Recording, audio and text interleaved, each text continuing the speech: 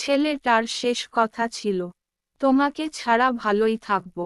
ছেলেটির লাশটাও ভালো আছে, হয়তো কোনো এক কবরস্থানে। মেয়েটি বলেছিল, আর রাত জাগবো না কখনো তোমার জন্যে।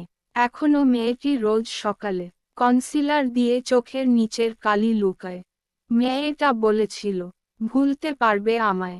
ফিকে হাসিতে কোকড়া চুলের ছেলেটি জবাব দিয়েছিল, কোনো ব্যাপার না। ছেলেটি আজ মানসিক হাসপাতালে, হয়তো ভুলার চেষ্টা সফল হয়নি তার। বয়স 18 কি 19, তখনই বিয়ে দিয়ে দিল বাড়ি থেকে। বিস্ময়সূচক চিহ্ন, বিস্ময়সূচক চিহ্ন।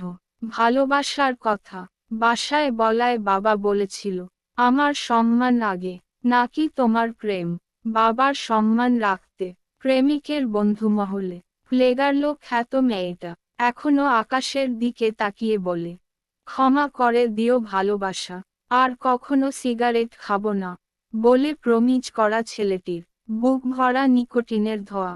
ক্যান্সার ধরা পড়েছে বলে ডাক্তার খুব করে বারণ করেছে সিগারেট খেতে।